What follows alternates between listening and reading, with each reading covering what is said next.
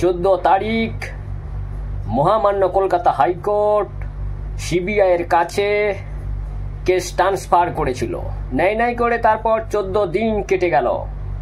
এই 14 দিন কেটে গেলেও সন্দীপ ঘোষ এখনো গ্রেপ্তার নয়। যারা সন্দীপ ঘোষের গ্রেপ্তারি নিয়ে দাবি তুলছিল এই 14 দিন, কেন তারা সন্দীপ ঘোষের গ্রেপ্তারি নিয়ে সিবিআইয়ের বিরুদ্ধে কেন দাবি তুলছিল না?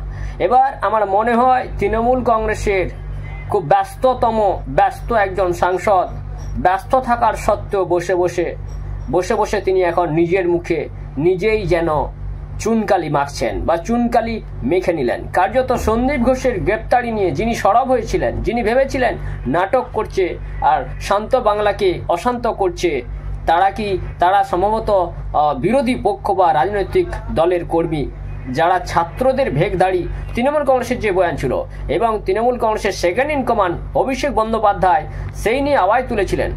আসুন একবার মনে করিয়ে দিই অভিষেক বন্দ্যোপাধ্যায় ঠিক কি বলেছিলেন।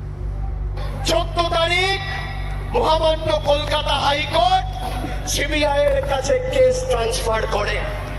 আজকে নেই করে 14 দিন অতিক্রান্ত, যারা সন্দীপ ঘোষের অ্যারেস্ট নিয়ে দাবি তুলছিল, কেন 14 দিন এই খুন আর ধর্ষণের মামলায় সন্দীপ ঘোষ অ্যারেস্ট হয়নি? সিবিআই কে জবাব দিতে হবে।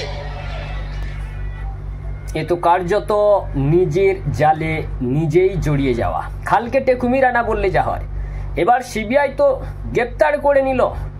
14 তারিখ মহামান্য কলকাতা হাইকোর্ট সিবিআইয়ের কাছে কেস হস্তান্তর করলেও তারপর নাই করে 14 দিন কেটে যাওয়ার পর আরো বেশ কয়েকটা দিন কেটে গেলেও সেই সিবিআই কিন্তু এবার খুন এবং ধর্ষণের মামলায় তাকে গ্রেপ্তার না করলেও আরজিকর কাণ্ডে, হত্যাকাণ্ড এবং সেই সাথে দুর্নীতির মামলায় নাম জড়িয়ে যায় এবং সেক্ষেত্রে দুর্নীতির মামলায় তাকে গ্রেপ্তার করা হয়েছে। এই যে সন্দীপ ঘোষের গ্রেপ্তার তো হয়েছে, যেই মামলাতেই গ্রেপ্তার হোক না কেন, খুন ধর্ষণের মামলা হোক, আরজিকর হত্যাকাণ্ডের মামলা হোক কিংবা আরজিকর হাসপাতালে দুর্নীতির নেপথ্যে যে কোনো বিষয় থাক না কেন, তাকে তো গ্রেপ্তার করেছেন সিবিআই কর্তারা। মহামান্য কলকাতা হাইকোর্টের নির্দেশের পরেই সেই সিবিআইয়ের কাছে কেস হস্তান্তর হয়েছিল এবং সন্দীপ ঘোষের গ্রেপ্তারি নিয়ে প্রথম থেকেই যারা দাবি করেছিলেন তাদেরকে আঘাত নিয়ে বিস্ফোরকভাবে মন্তব্য করছিলেন এই মহামান্য সাংসদ অভিষেক বন্দ্যোপাধ্যায়।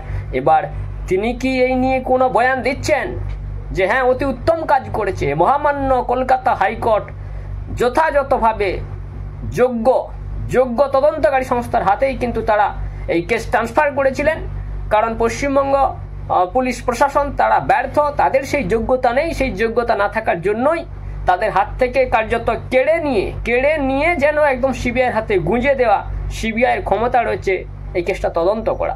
কিন্তু এবার অভিষেক বন্দ্যোপাধ্যায় কি বলবেন যে তার বয়ানের জন্য তিনি ক্ষমা চেয়ে নিচ্ছেন।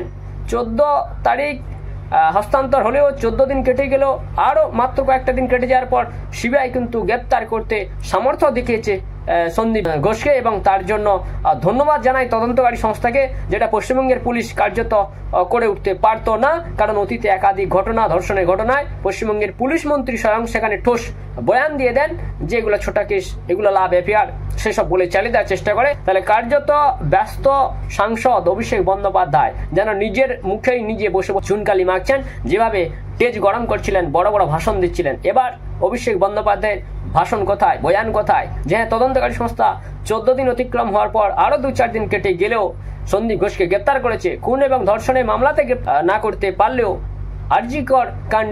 আরজিকর কাণ্ডে নেপথ্যে দুর্নীতির তদন্ত হিসেবে তাকে গ্রেপ্তার করা হয়েছে এবং তার যথাযথ আরো তদন্ত হোক। সন্দীপ ঘোষ শুধুমাত্র দুর্নীতিতেই নাকি হত্যাকাণ্ডের সাথে রয়েছেন, প্রত্যক্ষভাবে নাকি পরোক্ষভাবে জড়িত রয়েছেন, সেদিকে অবশ্যই তদন্ত করা দরকার।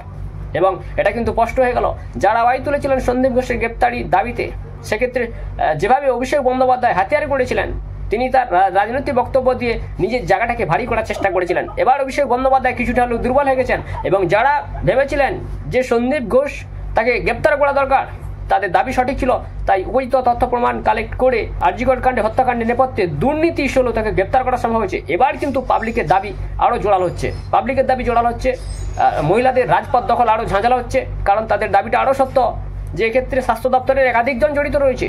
এবং সেই নিয়েও কিন্তু আওয়াজ তুলবে, ঝাঁঝাল হবে এবং একাধিকজনকে গ্রেপ্তার করা হবে। ইতিমধ্যে সন্দীপ ঘোষের সাথে আরও 3 জনকে গ্রেপ্তার করা হয়েছে। অর্থাৎ রাজ্য সরকার কিন্তু এখন বিপাকে, অবশ্যই রাজ্য সরকার বিপাকে। মুখ্যমন্ত্রী, পুলিশ মন্ত্রী, স্বাস্থ্যমন্ত্রী তার কিন্তু ব্যাপক পরিমাণ বদনাম হচ্ছে। সেই বদনাম হওয়াটাই দরকার ছিল, যেভাবে পুলিশ প্রশাসন নিরাপত্তা দিতে ব্যর্থ হয়েছে এই রাজ্যের মহিলাদের।